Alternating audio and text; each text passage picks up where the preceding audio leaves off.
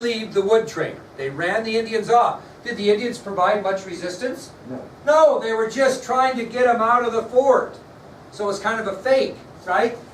And as soon as as soon as Fetterman and his men relieved the wood train, they go to the crest of Lodge Trail Ridge. Okay? They go to the crest. Are they supposed to go beyond it? No. They're all right here. Okay? And what you have is you have ridges here, and you have ridges here, and you have ridges here. And in the middle of those ridges, you have a great big valley. Okay, like a bowl. Okay? Precisely the reason that Carrington did not want him to pursue the enemy past Lodge Trail Ridge. It's 11:45 a.m. when Fetterman is up on top of the ridge after relieving the wood train. So it takes him about 30 minutes to leave the fort, relieve the wood train, and get to the crest of Lodge Trail Ridge. You know what's down here in the middle? 1, 2, 3, 4, 5, 6, 7, 8 Indian decoys, including Crazy Horse. 8 Indian decoys, including Crazy Horse, are in the valley bottom. And what these 8 Indian decoys are trying to do is bait Fetterman over Lodge Trail Ridge. And they do 4 things to try to bait him over. They do 4 things to try to bait him over, get him to go over the ridge. What's he do? Anybody have any idea what he does? What do they do to those 8 Indians? They curse at the soldiers at the top of their lungs. They curse at the soldiers, trying to get under Fetterman's skin because he's a little arrogant. So they curse at the soldiers. There would be, I don't know how many marks up there if I was to repeat all the cursing that went on. What else did they do? They gave him various hand gestures, if you know what I mean. True story. Thumbs up. Like in Braveheart. They gave the soldiers various hand gestures. Number 3, they dropped their pants and mooned Fetterman's crew. True story. Dad a girl. And they did that in Braveheart too, didn't they? Yeah. The Indians did the same thing to try to aggravate Fetterman. Dropped their pants and mooned the soldiers. Would that actually make you mad? Like, oh my god, they're war, yeah. It's a whole different world.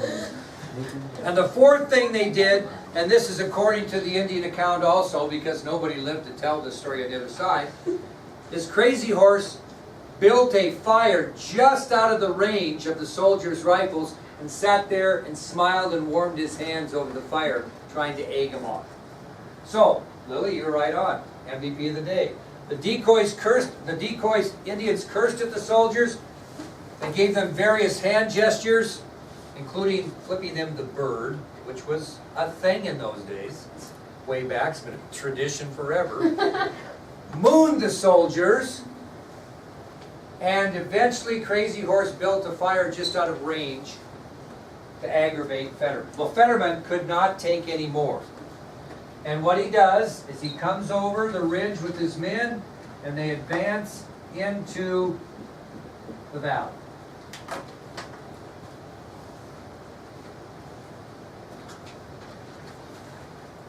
Hunkered down along the 3 other ridges are 2,000 Indian warriors from the Sioux, Cheyenne, and Arapaho tribes. 2,000 against 83. I thought they didn't get along. Well, they did in this deal. Now, I'll take 80 men and run through the whole Sioux Nation. We'll see what you do here against 2,000. And they just come from every angle from the 3 sides. What were all the tribes? They were the Cheyenne, Sioux, and Arapaho that we talked about yesterday, the tribes that inhabited that area. They obviously didn't come over Lodge Trail Ridge because that's where they were, but they came from all 3 sides and converged down like a herd of elephants, I would assume, I don't know, into that valley. Well, once Fetterman was in the valley, his soldiers were sitting ducks. Now, what I'm going to tell you now is they were attacked from 3 sides and they were killed in 3 different areas. They weren't all bunched up together. They were killed in 3 different areas, these soldiers, and I'll tell you each area. Okay, the first area was in the front of the battle.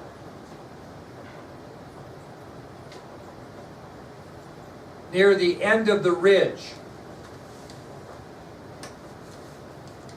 And that would have been in this area here, kiddos. I'm not this isn't geographically exact, but it would be in this area here.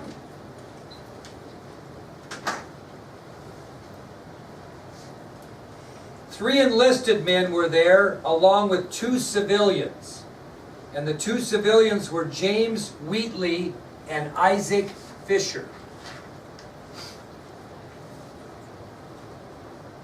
So, in the front of the battle, near the end of the ridge, were 3 enlisted men, along with 2 civilians, James Wheatley and Isaac Fisher. Now let me ask you something, give you a little bit of a history research lesson. How in the world do we know that? That's where those 2 guys were. That's where they were killed. Because you could haul bodies anywhere. How do we know that's where they were killed? Those 2 civilians. How do we know that? They were the only men equipped with Henry repeating rifles. Wheatley and Fisher were the only men carrying Henry repeating rifles because they were civilians. You know what a Henry's repeating rifle is? Golden Boy. So what did they find in that area of the battlefield? Bullets. Henry's repeating cartridges. That's how they knew that's where they fell. Because that's where the cartridges were from the Henry's rifles. The second area in which soldiers were killed were just a short distance. Oh, wrong way, sorry.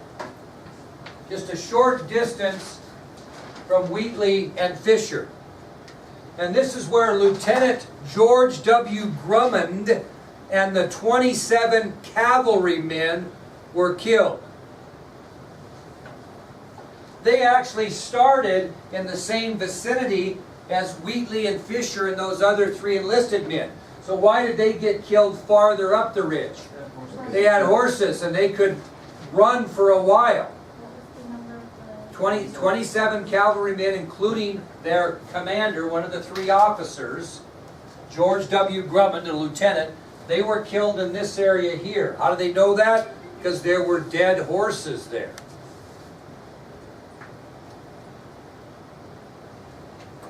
And then you've got who left? Guy with amen. Fetterman and the remaining infantrymen, 49. Actually, it wasn't 49. How many was it? 49 minus the 3 that were with Wheatley. 46, and the other civilians that were with Fetterman were killed in more or less in that area there. They were killed approximately a half mile from the cavalry. You'll get a chance to walk this and see where they fell. It's awesome. You'll see rocks with Isaac Fisher and James Wheatley's initials carved out. Somebody did. Right along, and the Bozeman Trail runs right next to it. You can see the wagon wheel ruts. It's awesome. Well, at 12 noon, remember they were here at 11:45, at 12 noon, soldiers at the gate of Fort Phil Kearny could hear firing from beyond Lodge Trail Ridge. At 12 noon, so that tells you when did the shooting start? Noon. It took him 15 minutes to get baited, so to speak, over into the valley. So at 12 noon, soldiers on duty at the gate of the Fort Phil Kearny heard firing from beyond Lodge Trail Ridge. They immediately notified who? Colonel Carrington. And he climbed to a lookout tower that he had built above his home. He built his own lookout tower above his home. And he climbed to the top of that to see what he could see. And he really couldn't see anything, but he noted that the firing was, quote, continuous and rapid. So he got up on top of this lookout tower above his headquarters, and he couldn't really see anything. It wasn't high enough, but he did note that the firing was continuous and rapid. So what does he do next? What would you do? You would. Colonel Carrington ordered Captain Tenador Tenike and 76 more men to move out to Fetterman's relief. He's going to have to go to the sound of the firing. He's going to have to send men out there to try now to relieve Fetterman. He doesn't know what the deal is. He doesn't know what the situation is here. He doesn't know it's a lost cause. He has a responsibility. So Carrington climbs down from his lookout tower and orders Captain Tenador Tenike and 76 other men to move out to Fetterman's relief. And at 12:45 p.m., Tenike and his men reached this same summit at Lodge Trail Ridge.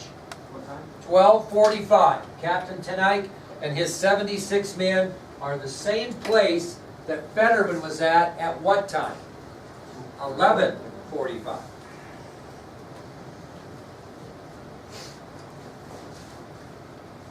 And what do they see when they look over the ridge? They see a valley swarming with Indian warriors. Good point, Lily, we'll get to it.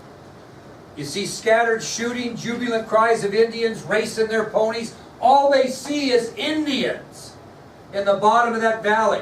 Thousands, at least a couple thousand. You think there was any Indian casualties here? We'll talk about it. I mean, all they go over and see is these Indians just celebrating like crazy. And they're shouting at Captain Tenike and his men, "Come on over and get killed." They don't go after them, because that's not their style. They can, "Come on over, we'll kill you too." Well, for several minutes, Captain Tenike scanned that valley floor, and he did not see one person of Fetterman's command. Would you do that? He just glassed the area, and he never saw one person from Fetterman's command. Not one. Why? Well, yeah, sure they were, but why didn't he see any of them? No, good guess. What'd you say? No? From the floor. They're on the floor, so to speak. When all of those Indians spread out of that valley and leave, all they can see is bodies. There were so many Indians in that valley that they couldn't see the dead bodies on the ground. Can you imagine that? So the battle had lasted, when the Indians withdrew from the valley, dead soldiers were seen everywhere. The battle had lasted less than 45 minutes and no survivors from Fetterman's command. None. The only thing that was alive from Fetterman's command was what?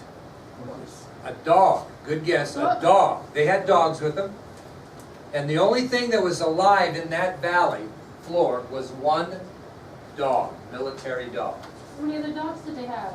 Well, they brought them with them often. I don't know how many they had, but anyway, according to Indian folklore, this is like, stories, one warrior said, "Let the dog go back and tell the soldiers what will happen to them if they attack the Sioux." So there were soldiers that wanted to kill the dog, Sioux and Indians that wanted to kill the dog also. And one Sioux warrior supposedly said, in Indian folklore, "Let the dog go back and tell the soldiers what happened to them if they attack, what will happen to them if they attack the Sioux." Well, as hard as that guy tried to save that dog, the warriors didn't want anything left alive, and they shot and killed the dog also. Oh my God. So there was no survivors. What? The soldiers killed the dog? No, did I say soldiers? I'm sorry. Yeah. Indians killed the dog. So, the only thing from Fetterman's command that was alive was a dog belonging to the command. According to Indian folklore, one warrior proclaimed, "Let the dog go back and tell the soldiers what will happen to them if they attack the Sioux." However, many warriors wished that nothing was to live from the battle, So the dog was killed. So was it or was it not killed? It was killed. Did I say it wasn't? Yeah. Yeah, You you said I the have only to watch living my thing was own a dog. film here, I You were guess. like, there was one survivor. It Yeah, was a well, dog. for a while he was a survivor. He was a He potential survived the survivor. battle, and we'll say that, and was executed afterwards. Now, what is Captain Tonight doing? He's staying up here at Lodge Trail Ridge, and he's gonna stay on that high ground until he's sure that all Indian forces are gone. He's not going down there. He's not gonna fall victim to the same thing. So Captain Tonight maintains his position on high ground until the Indian forces vanished, and then he cautiously advanced towards the battlefield, witnessing dead men laying naked and mutilated, their blood frozen in their wounds. It is December 21st. So, Tonight stays up on Lodge Trail Ridge until he's pretty certain he has no issues, but he does cautiously advance towards the battlefield, and he witnesses dead men laying naked and mutilated with blood frozen in their wounds. Now, Fetterman's command, most of them were in a circle about 40 feet in diameter. Most of Fetterman's men that were killed with him were in a 40-foot diameter circle. They were all bunched together, obviously scared to death. So what they do, they bunch together, okay? How do we know that? Shell casings. Shell casings, okay? Well, Tanaik and his soldiers began loading the dead into his ammunition wagon and headed back to the fort, reaching it when darkness was falling.